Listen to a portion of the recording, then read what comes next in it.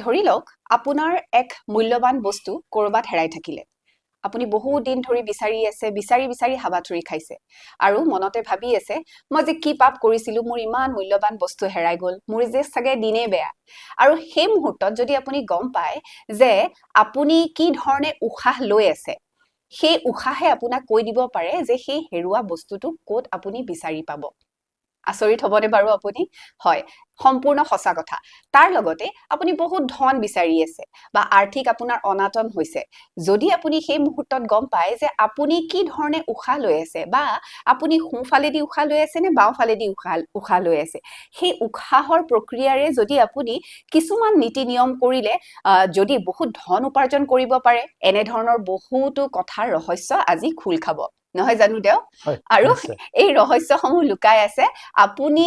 কি ধৰণে উখাহ লৈ আছে সেই প্ৰক্ৰিয়াটোৰ ওপৰত এই সকলো কথাৰ এই সকলো প্ৰশ্নৰ উত্তৰ বা আপোনাৰ জীৱনত চলি থকা সমস্যাৰ উত্তৰ আপুনি লৈ থকা শ্বাস প্ৰশ্বাসেৰে বা আপোনাৰ উখাহৰ প্ৰক্ৰিয়াৰে আপুনি পাব পাৰিব যদি এই কথাটো আপুনি গম পায় কেনেকুৱা লাগিব বাৰু সম্পূৰ্ণ সঁচা কথা আৰু এই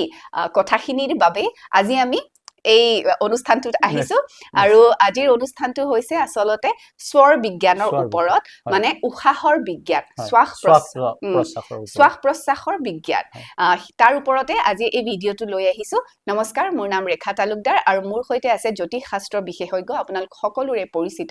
ৰমেশ চন্দ্ৰ শৰ্মা শাস্ত্ৰী ডাঙৰীয়া আজি আমি এই বিভিন্ন কথাত আলোচনা কৰিম এই বিভিন্ন সমস্যাসমূহৰ মানে আমাৰ জীৱনত চলি থকা বিভিন্ন সমস্যা আমাৰ দৈনন্দিন জীৱনত চলি থকা বিভিন্ন সমস্যাৰ উত্তৰ আমাৰ উখাহেনো কেনেকৈ দিব পাৰে সেই বিষয়ে আলোচনা কৰিম খুবেই ইন্টাৰেষ্টিং হ'ব আজিৰ ভিডিঅটো গতিকে শেষলৈকে থাকিব বহুতো সৰু সৰু প্ৰশ্নৰ উত্তৰ লম যেটো আপোনাৰ জীৱনৰ সৈতে জড়িত আহক অনুষ্ঠানটিত আমাৰ আজিৰ অতিথিক স্বাগতম জনাও দেও অনুষ্ঠানটিলে স্বাগতম নমস্কাৰ মই কথাখিনি আৰম্ভ কৰি থাকোতে মোৰে শুনো লাগিছে এয়া সকলোখিনি সামুদ্ৰিক শাস্ত্ৰৰ অন্তৰ্গত আৰু দেৱে সামুদ্ৰিক শাস্ত্ৰ সম্পৰ্কে বহুতো কথা আমাক কৈয়ে থাকে আৰু আজি ভাবিলো আমি এই শ্বাস প্ৰশ্বাসৰ যি বিজ্ঞান তাৰ ওপৰত কথা পাতো কিমান সৰু সৰু প্ৰশ্নৰ উত্তৰ এই শ্বাস প্ৰশ্বাসে আমি লৈ থকা শ্বাস প্ৰশ্বাসে আমাক দিব পাৰে আমাৰ মাজত হৈ থকা কিছুমান আমাৰ ভিতৰতে হৈ থকা কিছুমান প্ৰশ্নৰ উত্তৰ আমাৰ মাজতেই পাওঁ অকনমান মনোনিবেশ কৰিলে আমি সেই কথাটো পাব পাৰো এই সামুদ্ৰিক শাস্ত্ৰ মানে জ্যোতিষ শাস্ত্ৰৰ এটা অপৰিহাৰ্য আৰু অবিচ্ছেদ্য অংগ হৈছে সামুদ্ৰিক জ্যোতিষ এই সামুদ্ৰিক জ্যোতিষত এই কথাবিলাক অন্তৰ্ভুক্ত হৈ আছে যেতিয়া দেৱাদিদেৱ মহাদেৱক পাৰ্বতীয়ে বিচাৰিলে যে জনকল্যাণৰ কাৰণে তেওঁলোকৰ শুভ অশুভ জানিবৰ কাৰণে তেওঁলোকে কি কৰিব লাগিব তেতিয়া বা তেওঁলোকৰ ভাগ্য উদয়ৰ কাৰণে তেওঁলোকে কি কৰা উচিত কেনেকে তেওঁলোকে জানিব তেওঁলোকৰ ভাগ্য কেতিয়া উদয় হ'ব বা কেতিয়া তেওঁলোকৰ শুভ হ'বনে এই কথাটো কেনেকে জানিব জনাৰ উপায় কিবা আছে নেকি এইটো যেতিয়া মহাদেৱক প্ৰশ্ন কৰিলে পাৰ্বতীয়ে তেতিয়া মহাদেৱে কৈছিলে হে দেৱী তুমি অতি গুপুত কথা আৰু অতি গুৰুত্বপূৰ্ণ কথা এটা সুধিছা যেটো কথা সৰ্বসাধাৰণ সকলোৰে লগত আছে কিন্তু সকলোৱে মন নকৰে আমাৰ মাজতেই অদূৰ ভৱিষ্যতে লুকাই থকা আমাৰ সফলতা বা বিফলতাটো আমি কেনেকে উমান পাম এই বিষয়টো আমাৰ শ্বাস প্ৰশ্বাসৰ প্ৰক্ৰিয়াই জনাই থাকে আনকি আমাৰ অকল এটা কথাই নহয় সফলতা বিফলতা বুলি নহয় আমাৰ যদি দেহত কিবা বেমাৰ হয় সেই বেমাৰটো কেতিয়া ভাল পাম বা বেমাৰ মানে হ'ব নেকি এনে ধৰণৰ কথাবিলাকৰো এই গুপুত ৰহস্যবিলাক লুকাই থাকে এতিয়া দেৱাদিদেৱ শিৱই পাৰ্বতীক কি কথা ক'লে সেইটোহে আচলতে ক'ব লাগে দেৱাদিদেৱ মহাদেৱে আৰম্ভ কৰিলে যেতিয়া আৰম্ভ কৰিছিল তেতিয়া ফেঁচাটোও শুনি আছিল গতিকে তৃতীয় তেওঁলোকৰ ভিতৰতে তৃতীয় প্ৰাণীটো হৈছে ফেঁচাটোও শুনি আছিল আৰু পৃথিৱীৰ লোকৰ কাৰণে মংগলৰ কাৰণে সেইকাৰণে ফেঁচাৰ উৰুলিটোৰ যথেষ্ট গুৰুত্ব আছে সামুদ্ৰিক শাস্ত্ৰত বাৰু সেই ফেঁচাৰ উৰুলিৰ গুৰুত্ব কি মই বাৰু পিছলৈ লৈ আহিম এতিয়া কথাটো হ'ল আমাৰ মানৱ দেহত প্ৰায় ৭২,০০০ নাৰী আছে আৰু কিছু দেহতত্ত্ব বিজ্ঞানীসকলৰ মতে ৭৫,০০০ অসংখ্য নাৰী বুলি আমি ধৰো এই অসংখ্য নাৰীৰ ভিতৰত আমাৰ ১০ নাৰী প্ৰধান এই ১০ নাৰীৰ ভিতৰতো ব্ৰহ্মা বিষ্ণু মহেশৰ দৰে গংগা যমুনা সৰস্বতীৰ দৰে ত্ৰিবেণী সংগম হৈ আছে আমাৰ তিনিটা নাৰী ইৰা পিংগলা আৰু সুষুম্না এই তিনিটা নাৰী আমাৰ এই কণ্ঠৰ এই স্থানত আমাৰ ইয়াৰে ভিতৰ স্থানত মানে লগ লাগি দুটাৰ ইৰা আৰু পিংগলা মানে বাওনাক আৰু সোনাকেৰে প্ৰৱেশ হৈছে এই ভিতৰৰ ফালে আৰু সুষুম্নাৰ এটা অংশ তাৰ লগত জড়িত আনটো অংশ মুখত এই তিনিটা মানে আমাৰ ৰন্ধৰ বিশেষ মানে গুৰুত্ব আছে এতিয়া ইৰা আৰু পিংগলাটো কোনটো হয় কোনটো ইৰা কোনটো পিংগলা ঠিক এতিয়া আমাৰ ইৰা নাৰী সাধাৰণতে আমাৰ বাওঁ নাক আমাৰ নাক এটা তথাপি আমি নাক দুটা বুলি ক'লে বুজোৱাত সুবিধা হ'ব গতিকে আমাৰ বাওঁ নাকত ইৰা নাৰী আৰু সোঁ নাকত পিংগলা নাৰী সোণাতকক পিংগলা নাৰীক সূৰ্য নাৰী বুলি শুনিছো মই পিংগলা নাৰীক সূৰ্য নাৰী বুলি কয় আৰু ইৰা নাৰীক চন্দ্ৰ নাৰী বুলি কয় সেইটো আপুনি খুব ভাল কথা এটা কৈছে এই সূৰ্য নাৰী চন্দ্ৰ নাৰী আৰু সূৰ্য নাৰী এই চন্দ্ৰ নাৰী আৰু সূৰ্য নাৰীক সহায় কৰি আছে সুষুম্না নাৰীয়ে সুষুম্না নাৰীয়ে যেটো শ্বাস প্ৰশ্বাসৰ প্ৰক্ৰিয়াটো মানে গতিটো সঞ্চালন কৰাই আছে বা গতিটো কি কৰিছে পৰিচালিত কৰিছে আমাৰ প্ৰথম কথা হল নাকেৰে একেলগে শ্বাস প্ৰশ্বাস নাহে আমাৰ কোনোবা টাইমত বাওঁ নাকেৰে আহে আৰু কোনোবা টাইমত আমাৰ সোঁ নাকেৰে আহে আৰু কোনোবা সময়ত মানে দুটা নাকেৰে প্ৰবাহিত হয় কিন্তু দুটা নাকেৰে প্ৰবাহিত হোৱা সময় একেবাৰে কম হি 30 সেকেন্ডৰ পৰা 3 মিনিট মানলৈকে হ'ব পাৰে মন কৰি চাব মানে 30 সেকেন্ডৰ পৰা 3 মিনিট সময়ৰ কাৰণে দুটা নাকৰ ফুটাৰে ইৰা পিংগলাৰে অৰ্থাৎ চন্দ্ৰ নাৰী আৰু সূৰ্য নাৰীৰে আমাৰ শ্বাস প্ৰশ্বাসটো প্ৰবাহিত হয় ভিতৰলৈ যোৱাটো আমাৰ শ্বাস বুলি কয় আৰু বাহিৰলৈ ওলোৱাটো প্ৰশ্বাস বুলি কয় দেও সকলোখিনি কথা আৰম্ভ কৰাৰ আগতে আপুনি যেহেতু ক'লে যে আমি চাব লাগিব কোনটো নাকেৰে আমি উশাহটো লৈ আছো বা এৰি আছো শ্বাস আৰু প্ৰশ্বাসৰ ওপৰত এতিয়া আমি গম কেনেকৈ পাম যে আমি কোনটোৰে লৈ আছো কোনটোৰে এৰি আছো কিবা টেকনিক যদি আছে এতিয়া চাওক ৰেখা আমাৰ ৰাতিপুৱা বিছনাৰ পৰা আৰম্ভ হয় গোটেই দিনটোৰ কাৰ্যসূচী গতিকে ৰাতিপুৱা আমি বিছনাৰ পৰা যেতিয়া ভৰিখন আমি মজিয়াত দিম ফ্লৰত দিম তেতিয়াৰ পৰাই আমাৰ আৰম্ভ গতিকে আপুনি কি কৰক বিছনাতেই উঠি নহয় হাতখন ৰাখিব পাৰে নহয় আপুনি এটুকুৰা কাগজ যদি পায় সেই মুহূৰ্তত কাগজ এটুকুৰা আপুনি মানে মুখৰ আগত এনেকৈ ৰাখক ৰাখি উঠি নাকেৰে শ্বাস প্ৰশ্বাসটো মানে এনে আপুনি ভাবিব নালাগে শ্বাস প্ৰশ্বাস এৰি দিম বুলি কোনফালে মানে দু খাইছে হেতু দেখিব মুখৰ আগত এনেকৈ ৰাখক ৰাখি উঠি নাকেৰে শ্বাস প্ৰশ্বাসটো কোনফালে দু খাইছে হেতু দেখিব দেখাত যিটো ফালত দু খাইছে যিফালে এৰা খাইছে সেই এৰা খোৱা মানে যিটো ফালত উশাহটো গৈছে সেই উশাহটোৰ এৰা মুহূৰ্তত সেই উশাহটো অকণমান বন্ধ কৰি আপুনি ইষ্টদেৱক চিন্তা কৰি আপুনি প্ৰথম বিছনাৰ পৰা ভৰিখন মজিয়াত এৰক মানে আপুনি ক'বলৈ বিচাৰিছে যদি মোৰ প্ৰশ্বাসটো মানে মই শ্বাসটো ললো ধৰক সোঁফালেদি ললো মোৰ যদি বাওঁফালেদি যদি প্ৰশ্বাসটো গৈ আছে মানে উশাহটো মই এৰি আছো তেতিয়া হলে ৰাতিপুৱা উঠি শুই উঠি বিছনাৰ পৰা উঠোতে প্ৰথম ভৰিখন মই বাওঁফালৰ ভৰিখন দিম মানে মোৰ দিনটো সেই বাওঁফালৰ ভৰিখনেৰে মই আৰম্ভ কৰিম এইটো মানে চন্দ্ৰ নাৰীৰে আৰু যদি আপোনাৰ সূৰ্য নাৰীৰে গৈ আছে তেনেহলে আপুনি সোঁফালৰ ভৰিখন প্ৰথম আগবঢ়াই দিয়ক বিছনাৰ পৰা নামোতে প্ৰথম ফ্লৰত আপুনি আগবঢ়াই দিয়ক মানে থক এনে ধৰণে আপুনি প্ৰথম আৰম্ভ কৰক কৰবালৈ যাব খুজিছে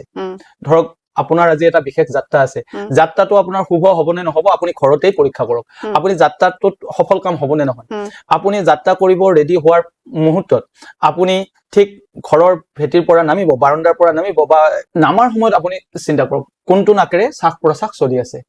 যিটো নাকেৰে শ্বাসটো গৈ আছে সেই ভৰিখন অৰ্থাৎ চন্দ্ৰ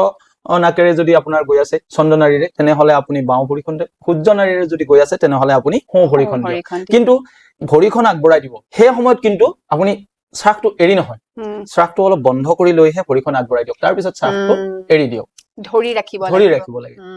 ধৰি ৰাখি উঠি আপুনি ভাবক সেই অকনমান সময়ত মানে আপুনি ভাবক যে মোৰ আজি অমুকটো কামত ওলাইছো এই কামটো যাতে মোৰ সফল কাম হয় তাত যাতে মোৰ ইষ্ট দেৱতাই ইষ্ট দেৱ দেৱীয়ে মোক সহায় কৰে মোৰ পিতৃপুৰুষে যাতে সহায় কৰে আপুনি যাক ভাবে যেনেকৈ ভাবে আৰু আগবঢ়াই আপুনি যাত্ৰা কৰক আপোনাৰ নিশ্চয় দেখিব সেই কামটো সফল হৈ আহিব বহু সময়ত ল'ৰা ছোৱালী বিলাকৰ পঢ়া শুনাৰ ক্ষেত্ৰত কি হয় যিবিলাক কিছুমান মনটো নবহে মনটো তেওঁলোকৰ মানে অস্থিৰ হৈ থাকে তেতিয়া তেওঁলোকে নিজেই চাওক ইয়াত কি আছে এইটো কথাও ক'ব লাগিব ইয়াত 5টা তত্ত্ব জড়িত হৈ আছে পঞ্চ তত্ত্বৰে যেহেতু আমাৰ দেহটো প্ৰথম পৃথ্বী তত্ত্ব জল তত্ত্ব বায়ু তত্ত্ব অগ্নি তত্ত্ব আৰু আকাশ তত্ত্ব এতিয়া আমাৰ যদি অগ্নি তত্ত্বত শ্বাস প্ৰশ্বাসটো চলি থাকে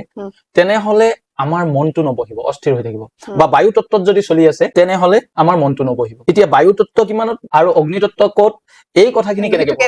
এতিয়া কথাটো হৈছে আমাৰ শ্বাস প্ৰশ্বাস। শ্বাস প্ৰশ্বাস চাওঁতে আমাৰ শেষলৈকে নাকৰ শ্বাস প্ৰশ্বাসৰ পৰা মানে বুকুলৈকে এইখিনিলৈকে আমাৰ 16 আঙুল আছে বুকুলৈকে।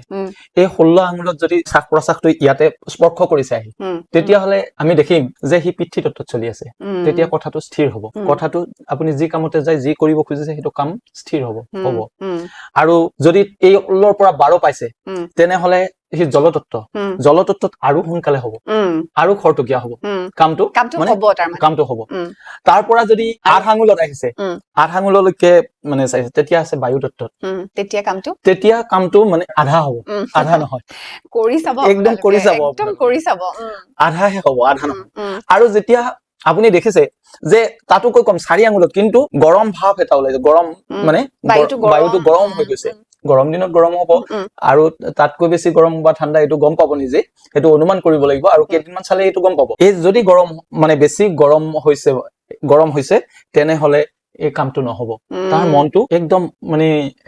অস্থিৰ হৈ থাকিব, উদ্বিগ্ন অৱস্থাত থাকিব। সেইটো সময়ত পঢ়া টেবুলত বহিলে কাম নহব। তেতিয়া কেনেকে কৰাই ল'ব সেইখিনিও আছে। আমাৰ যে মেডিটেশ্যন বুলি কয়, আমাৰ যে প্ৰাণায়াম কয়, এই প্ৰাণায়ামত এই গতিটো আমি সন্তুলন অৱস্থালৈ আনিব লাগে। তেতিয়া আমি কি কৰিম? প্ৰাণায়াম কৰিব লাগে। প্ৰাণায়াম কৰিব লাগে। এই প্ৰাণায়াম কৰিলে আমাৰ শ্বাস প্ৰশ্বাসটো এটা সন্তুলিত অৱস্থালৈ আহিব। তাৰ মানে এইটো ক'ব পাৰো, যিসকলৰ পঢ়াত মনটো নবহে, বহু দেৰিলৈকে মন নবহে বা অস্থিৰ হৈ থাকে, তেওঁলোকে পঢ়িছে মনত ৰোৱা নাই, তেওঁলোকে পঢ়াৰ আগতে 5 মিনিট বা 10 মিনিট সময় প্ৰাণায়াম কৰি ল'ব পাৰে। আৰু ছন্দ নাৰীৰে চলিছে, তেতিয়াহলে কি কৰক, সহজ বিষয়খিনি প্ৰথমে আৰম্ভ কৰক। যদি উশাহটো চন্দ্ৰ নাৰীৰে চলিছে, চন্দ্ৰ নাৰী মানে বাওঁফালেদি যদি চলিছে, তেতিয়াহলে সহজ বিষয়খিনি যিখিনি তেওঁ সহজ পায়, সহজ ভাষাত যদি কওঁ, চন্দ্ৰ নাৰী বা সূৰ্য নাৰীৰ কথা নকওঁ, একেবাৰে সহজ ভাষাত যদি কওঁ, আপুনি যদি বাওঁ নাকেদি উশাহ লৈ আছে, আপুনি সহজ বিষয় মানে আপুনি যিটো বিষয় সহজ বুলি ভাবে সেইটো বিষয়টো পঢ়ক, আৰু যিটো বিষয় আপোনাৰ কাৰণে টান সেইটো আপুনি সোঁ নাকেৰে যেতিয়া উশাহ লৈ থাকিব তেতিয়া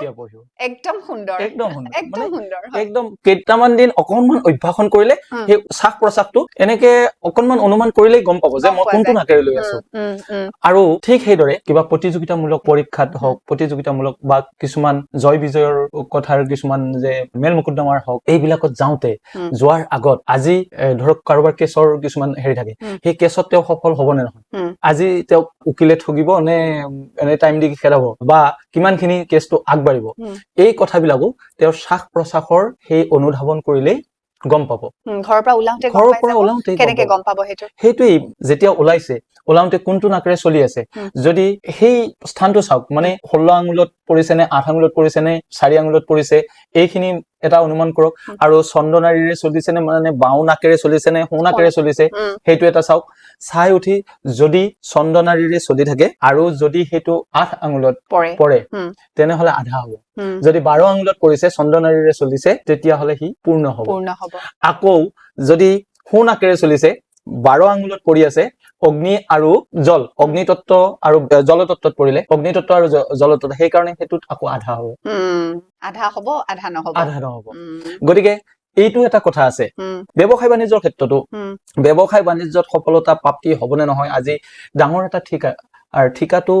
আজি ঠিকাটো পাব নে নাপায়, বা ঠিকাটোৰ আজি সফলতা আছে নে নাই, এই কথাবিলাক চাবৰ কাৰণেও এনেধৰণৰ বা ব্যৱসায় এটা খুলিব খুজিছে, সেই ব্যৱসায়টোত তেওঁ কিমান দূৰ সফল হ'ব, এই কথাখিনি তেওঁ নিজেই অনুধাৱন কৰিব পাৰে। গতিকে চাওকচোন কিমান ডাঙৰ কথা। মই আৰু এটা কথা সুধিছো, মই মানে বহু সময়ত শুনিছো যে স্বৰ বিজ্ঞানে বা আপোনাৰ উশাহৰ বিজ্ঞানে, আজিকালি বহুত মানুহে দেখা যায় যে সন্মুখত মানে বিভিন্ন কথাৰ কাৰণে মিছা কথা কয়, পৰিস্থিতিত পৰিয়ে ক'বলগীয়া হয়। নিশ্চয় তেওঁলোকে ইচ্ছাকৃতভাৱে নকৰে বা পৰিস্থিতিত পৰিয়ে ক'বলগীয়া হয়, কিন্তু মানে কোৱা শুনিছো যে মই উশাহৰ বিজ্ঞানে বা স্বৰ বিজ্ঞানে এইটো আপোনাক গম পোৱাই দিব পাৰে যে আপোনাৰ সন্মুখৰ মানুহটোৱে সঁচা কৈ আছে নে মিছা কৈ আছে, আপুনি নিজে ধৰা পেলাব পাৰিব। সেইটো বাৰু কওকচোন অকণমান সেই বিষয়ে। এতিয়া আপোনাৰ সন্মুখত অহা মানুহজনে আপোনাৰ পৰা কিবা আদায় কৰিবলৈ মিছা কৈছে, তোষামোদ কৰিছে বা সঁচাই আপোনাক কৈছে বা তেওঁৰ দুখ দৈন্যতাৰ কথাই হওক বা তেওঁৰ কষ্টৰ কথাই হওক, তেওঁ সঁচা কৈছে নে মিছা কৈছে, বা কিছুমান কথাৰ আশ্ৰয় লৈ কিছুমানৰ পৰা এটা স্বাৰ্থ সিদ্ধিৰ কাৰণে কৰে। গতিকে সেই কথাখিনিক আপুনি তেওঁ কৈ থকা অৱস্থাত আপুনি নিজক এবাৰ নিজে মনতে বিচাৰক যে এওঁ কথাখিনি কিমান দূৰ সঁচা কৈছে। আপুনি বেলেগক সুধিবই নালাগে, আপুনি নিজেই চাওক, চাই দেখিছে যে আপোনাৰ যদি শ্বাস প্ৰশ্বাসটো চন্দ্ৰনাৰী বা সূৰ্য নাৰীত কোনটো নাৰীত চলি আছে প্ৰথম সেইটো চাওক, আৰু সেই নাৰীটোৰ পৰা চলন্তে কোনটো তত্ত্বত মানে স্পৰ্শ কৰিছে সেইটো চাওক। এই পঞ্চ তত্ত্বৰ বিষয়ে চাবই লাগিব। এই 5টা তত্ত্বৰ যিটো তত্ত্বত স্পৰ্শ কৰিছে এই শ্বাস প্ৰশ্বাসটোই, কেতিয়াবা আমাৰ শ্বাস প্ৰশ্বাসটো খুব মৃদু হয়, কিছুমান সময়ত আমাৰ শ্বাস প্ৰশ্বাসটো খৰ হয়। এনে দৌৰা জপিওৱাৰ সেই শ্বাস প্ৰশ্বাসৰ কথা কোৱা নাই, জেনেৰেল সময়তো মানে সাধাৰণ সময়তো কেতিয়াবা আমাৰ শ্বাস প্ৰশ্বাসটো স্পীডটো বাঢ়ে আৰু কেতিয়াবা একেবাৰে মৃদু হয়। গতিকে আপোনাৰ সেই বস্তুটো মানে সেই শ্বাস প্ৰশ্বাসৰ যিটো সোঁতৰ স্পীডটো মানে গতিটো কিমান জোৰত আহিছে, এক কথাত সেইটো চাওক। গতিটো যদি আপোনাৰ খুব মৃদু হৈ আছে, তেনেহলে যদি আপোনাৰ বায়ু তত্ত্বত আছে, তেনেহলে তেওঁৰ গোটেইখিনি কথা সঁচা বুলি নধৰিব, তেওঁৰ মানে 50% হে সঁচা, আধা সঁচা আধা মিছা। আৰু যদি জল তত্ত্বত আছে, তেওঁ গোটেইখিনি মিছা হয়, তেওঁ একদম মিছা কথা কৈছে, গতিকে গোটেই পানী, ইয়াত একো নাই। আৰু যদি একদম তললৈকে গৈছে, পিতৃ তত্ত্বত মানে স্পৰ্শ কৰিছে আপোনাৰ হেৰি, আপুনি কথা সিফালে কৈ থাকোতে আপুনি হাতখন বুকুৰ ইমান মানত দি মানে আপুনি ধৰক এতিয়া এই চাৰি আঠ হল, এই চাৰি এইখিনিত পৰিছে নে 16, এইখিনি মানত আপুনি হাতখন দিয়ক। হাতখন দিয়াৰ লগে লগে আপোনাৰ কি হব, শ্বাস প্ৰশ্বাসটো এনেকে অলপ মুখখন অলপ নুমাই দিয়ক, দিয়াৰ পিছত শ্বাস প্ৰশ্বাস দি চাওক গৈছে নেকি, ইমান নাই পোৱা, অলপ উঠাই চাওক আকৌ 4 আঙুলমান গৈছে নেকি। এইটো আপুনি তেওঁ কৈ থাকোতে আপুনি কথাৰ মাজতে আপুনি হাতখন তেনেকে দিয়ক, দি উঠি চাই লৈ আপুনি তেওঁৰ কথাখিনিক নিৰ্ণয় কৰক। আৰু যদি পিতৃ তত্ত্বত পৰিছে, তেওঁৰ কথাখিনি সঁচা কিন্তু স্থিৰ, গতিকে তেওঁক তেতিয়া আপুনি পৰামৰ্শ বা যিটো সহায় কৰিবলৈ বা যিটো বিচাৰিছে আপোনাৰ যদি সামৰ্থ্য থাকে সেইটো সহায় কৰিব, সেইখিনিৰ ওপৰত ভিত্তি কৰি পেলাই আপুনি আপোনাৰ নিৰ্ণয়টো ল'ব পাৰিব। হয়, বৰ সুন্দৰ কথা। এতিয়া মোৰ দ্বিতীয় প্ৰশ্নটোলৈ আহিছো, একদম আৰম্ভণিতে কৈছিলো যে দেওৰ সৈতে দেওৰ এইটো অভিজ্ঞতাও আছে, দেৱে তেনেকুৱা মানে তেনেধৰণৰ বহুত ব্যক্তিক সহায় কৰিছে। কথাটো হৈছে যে আমাৰ কেতিয়াবা এনেকুৱা হয় বহু মূল্যৱান বস্তু হেৰাই যায়, এইটো মানে সাধাৰণতে হয়, মোৰ বহুত হৈ থাকে তেনেকুৱা যে বহুতৰে হয় যে আমাৰ কিছুমান বস্তু আমাৰ হেৰাই যায়, পতককে আমি ক'ত থলো পাহৰি গলো বা কৰবাত গৈ আছো মোৰ বস্তুটো হেৰাই থাকিলে, তাৰপিছত দুখ লাগে। গতিকে শ্বাস প্ৰশ্বাসৰ এই বিজ্ঞানে হেনো তেনেকুৱা ঘটনাকো আমাক সহায় কৰি দিব পাৰে বা তেনেকুৱা সমস্যাৰ সমাধানো দিব পাৰে। খুব সুন্দৰ কথা। এইটো ৰহস্যটো এই ৰহস্যটো মই একদম নাম ধৰিয়ে ক'ব পৰাৰ দৰে, মানে এইটো প্ৰশ্নজ্যোতিষৰো এটা বৰ ডাঙৰ কথা। বহুত দূৰৰ পৰা কেতিয়াবা ফোন কৰি সোধে, এই ফোন কৰি সোধা মুহূৰ্তত মোৰ শ্বাস প্ৰশ্বাসটো কোন নাকেৰে চলিছে মই তেতিয়া অকনমান সময় অনুধাৱন কৰো, আৰু সেই শ্বাস প্ৰশ্বাসত সূৰ্য নাৰী আৰু চন্দ্ৰ নাৰীক মই নিৰ্ণয় কৰি ললো। তাৰ পিছত আহিল মোৰ ফোনটো কোন দিশৰ পৰা আহিছে, মই কোন মুখত আছো, মই প্ৰশ্নটো বা ফোনটো ধৰি থকা মুহূৰ্তত মই কোন দিশত মুখ কৰি আছো, কোনফালে আপুনি মুখ কৰি পেলাই আছে, সেইটোহে দিশটো হ'ব, সেই দিশটো মানে চাব লাগিল। সেই দিশটো চাই মই তাৰ ওপৰত মানে ক'ব পাৰি যে আপুনি সেই মুহূৰ্তত যদি পূব মুখে হেৰি কৰি আছিলে, তেনেহলে তেওঁলোকৰ যিটো বস্তু হেৰাইছে পূবৰ ফালে হেৰাইছে, আৰু যদি মই পশ্চিম মুখত আছিলো তেনেহলে সেই মুহূৰ্তত তেওঁ পশ্চিম মুখত বা পশ্চিম দিশত তেওঁলোকৰ বস্তুটো আছে। এতিয়া পাব নাপাব বস্তুটো সেই তত্ত্বটো আমি সেই মুহূৰ্তত মানে শ্বাস প্ৰশ্বাসটো কোন নাৰীত চলি আছে, সাধাৰণত যদি চন্দ্ৰ নাৰীত চলি থাকে তেনেহলে বাওঁফালে চলি থাকে, তেনেহলে পোৱাৰ কথাটো যথেষ্টখিনি থাকে।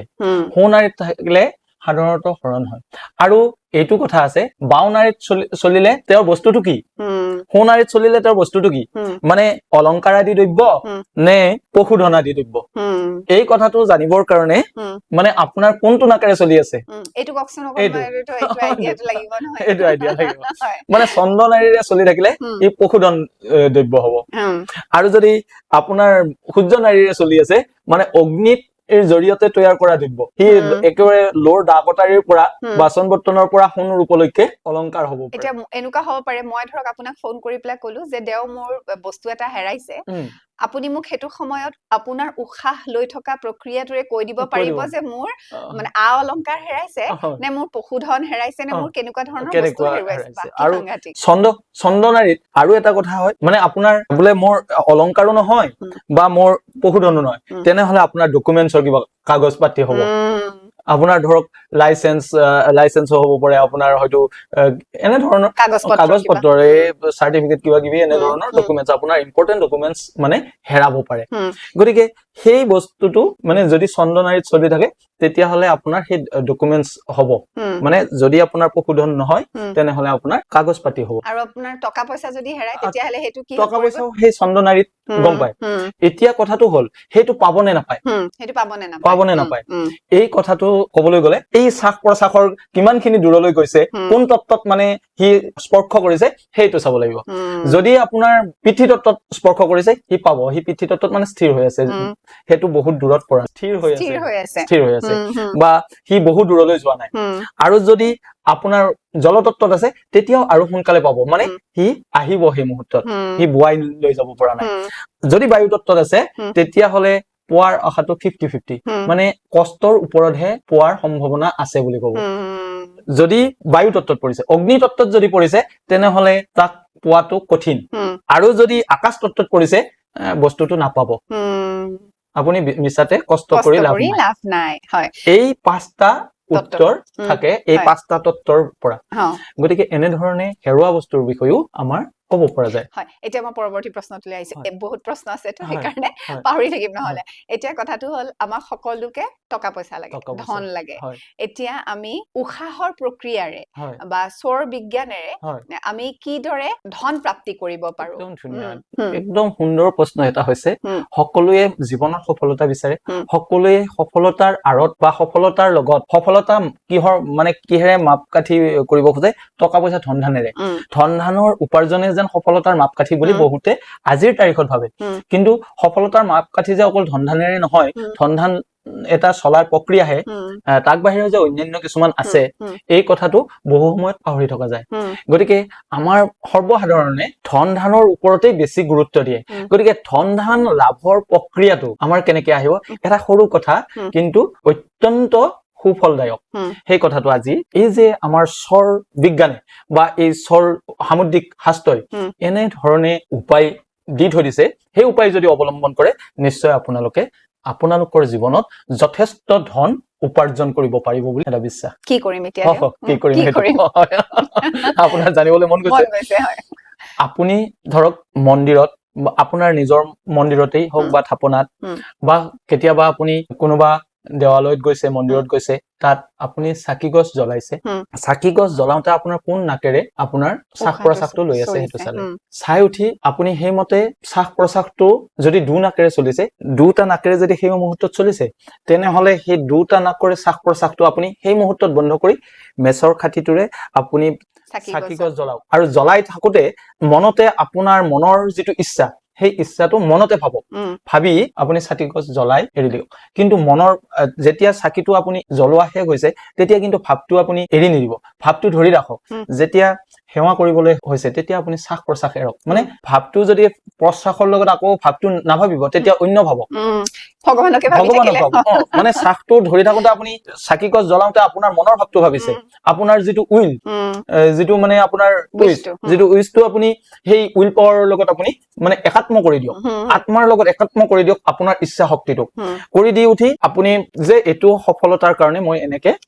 চাকি গছ জ্বলাইছো গতিকে প্ৰভু ভগৱন্তই যাতে মোক এই সফলতাটো প্ৰাপ্তি কৰে তেতিয়া উশাহটো কিন্তু বন্ধ কৰি ৰাখক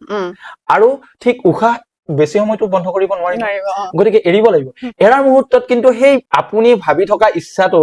নেৰিব তেতিয়া তৎক্ষণাত মানে প্ৰভু ভগৱন্তকে প্ৰাৰ্থনা কৰক বা অন্য ফালে আপোনাৰ মনত বেলেগ কথা ভাবক মানে বুজিছো এইটো যে আমাৰ ইচ্ছাটোক আমি ভিতৰৰ ইন্দ্ৰিয়ক দি দিম তাৰ পিছত যেতিয়া আমি আত্মাত দিব লাগিব যেতিয়া আমি এৰিম তেতিয়াহলে যদি আমি এৰি দিও সেই আমাৰ উইশটো কিন্তু ইউনিভাৰ্সলে গুচি গ'ল গতিকে হেতু ওলাই যাব ইচ্ছাটো আমাৰ বা উইশটো ভিতৰতে ৰাখিব লাগিব আৰু যেতিয়া আমি উশাহটো এৰিম তেতিয়া আমি হয় ভগৱানৰ কথা ভাবক নহলে বা অন্য কিবা এটা ভাবক ভগৱানৰ ৰূপ বা মাহাত্ম্যৰ কথা ভাবিলেও তেতিয়া বৰ সুন্দৰ দেখিব আপোনালোকে যদি তেনেকে অন্তত এদিনতে নহয় অন্তত আপুনি এইটো 21 দিন কৰিব লাগে 21 দিন কৰিলে আপুনি নিজৰ ঘৰৰ থাপনাতে 21 দিন কৰি চাওক আৰু একেটা ভাবকে ৰাখক আৰু 21 দিনৰ ভিতৰতো আপুনি এদিন হলেও দুনাকেৰে শ্বাস প্ৰশ্বাস চলিব সেইদিনা কিন্তু আপোনাৰ অত্যন্ত সৌভাগ্য হ'ব অত্যন্ত সৌভাগ্য হ'ব আৰু সেইদিনা আপোনাৰ ইচ্ছাটো পৰিপূৰ্ণ হ'ব একদম যোনে যি বিচাৰিছে সেইটো কাম কৰক 21 দিনলৈকে কৰক 21 দিন থাপনাত তেওঁলোকে বা মন্দিৰত তাত মানে চাকি গছ জ্বলাওক আৰু জ্বলাই সেই একেটা তেওঁৰ সেই কথাটো ভাবক সেই 21 দিনৰ কাৰণে তেওঁ পাবলগীয়া সফলতাৰ কাৰণে অকল মই ধনৰ ক্ষেত্ৰত বিদ্যা ধনৰ ক্ষেত্ৰত ব্যৱসায় উন্নতিৰ কাৰণে হওক একদম তেওঁৰ জীৱনৰ উন্নতিৰ কাৰণে বা তেওঁৰ প্ৰতিষ্ঠাৰ কাৰণে তেওঁ কিবা খেলা ধূলাৰ কাৰণে যাব খুজিছে সেই খেলা ধূলাত যাতে সুনাম অৰ্জন হয় যশ প্ৰাপ্তি হয় সেই কথাটো ভাবক সেই শ্বাস প্ৰশ্বাসটো মানে অহা যোৱা কৰিছে নহয় সেই মুহূৰ্তত যদি বন্ধ কৰি লৈ জ্বলাব পাৰিছে তেনেহলে তেওঁ ৰাখিবলৈ নোৱাৰে আৰু যি বিচাৰিব তাকেই পাব এই কথাটো কিন্তু এবাৰ পৰীক্ষা কৰি চাব এইটো হল স্বৰ বিজ্ঞানৰ মাহাত্ম্য আৰু বহুত কথাই আমাৰ এই সামুদ্ৰিক শাস্ত্ৰত এই শ্বাস প্ৰশ্বাস বিজ্ঞানে গোটেই আমাৰ মানৱ কল্যাণৰ কাৰণেই চিন্তা চৰ্চা কৰি থৈ দিছে আৰু বহুত প্ৰশ্ন আছে দেও কিন্তু আমি আৰু সুধি থাকিলে আৰু দীঘলীয়া হৈ গৈ থাকিব আমি যদি আপোনালোকে দৰ্শকসকলৰ ওপৰত এৰিছো যদি এই প্ৰসংগটো বা এই বিষয়টোত আৰু অধিক জানিবলৈ বিচাৰিছে তেতিয়াহলে অনুগ্ৰহ কৰি কমেন্ট কৰিব কাৰণ ইমান আমাক স্বৰ বিজ্ঞানে বা আমাৰ এই উশাহৰ যি তত্ত্ব বা উশাহৰ যি বিজ্ঞানে আমাৰ জীৱনৰ সৈতে জড়িত প্ৰত্যেকটো সৰু সৰু কথাৰ প্ৰত্যেকটো সৰু সৰু সমস্যাৰ উত্তৰ দি থৈ গৈছে আমাৰ দেৱাদিদেৱ মহাদেৱে আমাৰ দেৱী পাৰ্বতীক যি কোৱাৰ চলেৰে আমাৰ পৃথিৱীৰ লোকৰ কাৰণে এইবোৰ জ্ঞান মানে দি থৈ গৈছে গতিকে এয়া এটা এপিসোডত বা 1 ঘন্টা সময়ত কথা পাতি আমি শেষ কৰিব নোৱাৰো যদি আপোনালোকে বিচাৰে এই ভিডিওটো আকৌ আমাৰ দ্বিতীয় এপিসোড এটা আমি লৈ আহিম এই প্ৰসংগত গতিকে কমেন্ট কৰি জনাব আনকি তাৰ ভিতৰত মই এটা মানে এটা সংকেত দি থওঁ যিসকল সন্তান প্ৰাপ্তি হোৱা নাই বা যিসকলৰ ছোৱালী সন্তান পুৰুষ সন্তান বিচাৰি আছে আৰু কিছুমানে পুৰুষ সন্তান কিছুমানে ছোৱালী সন্তান বিচাৰি আছে তেওঁলোকৰ শ্বাস প্ৰশ্বাস প্ৰক্ৰিয়া সেই মিলনৰ সময়ৰ শ্বাস প্ৰশ্বাস প্ৰক্ৰিয়াটো কেনেকে পৰীক্ষণ কৰি কোনটো সময়ত মানে কন্যা সন্তান পাব কোনটো সময়ত পুত্ৰ ল'ৰা সন্তান পাব আৰু বা কোনটো সময়ত সন্তান প্ৰাপ্তিত বাধা হ'ব এই কথাবিলাক সুন্দৰভাৱে এই শ্বাস প্ৰশ্বাস বিজ্ঞানতে কোৱা আছে এই বিষয়টো লৈ পেলাই আকৌ আহিম যদি আমাক দৰ্শকসকলে বিচাৰে কমেন্ট কৰি জনাব গতিকে আজিলৈ দেও আমি সামৰিম নিশ্চয় যদি আপোনালোকে অনুষ্ঠানটি চাই ভাল পাইছে তেতিয়াহলে কমেন্ট কৰি জনাব ভিডিওটো শেয়াৰ কৰি দিব আৰু এতিয়ালৈকে যদি চেনেলটো সাবস্ক্ৰাইব কৰা নাই অনুগ্ৰহ কৰি চেনেলটো এতিয়াই সাবস্ক্ৰাইব কৰিব জ্যোতিষ শাস্ত্ৰ সম্পৰ্কীয় বহুতো ভিডিও চাবলৈ আৰু লগতে দিয়াৰ সৈতে যদি যোগাযোগ কৰিবলৈ বিচাৰিছে তেতিয়াহলে নম্বৰটো ইতিমধ্যে আপোনালোকৰ স্ক্ৰিনত ৰিফ্লেক্ট হৈ আছে সেই নম্বৰটোতে আপোনালোকে ফোন কৰি আমাৰ দেওৰ পৰা এপইন্টমেন্ট লৈ তেওঁৰ সৈতে বহুতো কথা পাতিব পাৰে জ্যোতিষ শাস্ত্ৰ সম্পৰ্কীয় গতিকে দেও আজিলৈ আমি দুয়োগৰাকী এইখিনিতে সামৰো আমি আৰু এপিসোড লৈ আহিম আজিলৈ আমি দুয়োগৰাকী আপোনালোকৰ ওচৰৰ পৰা বিদায় লৈছো ভালে কুশলে থাকিব সকলোৰে মংগল ধন্যবাদ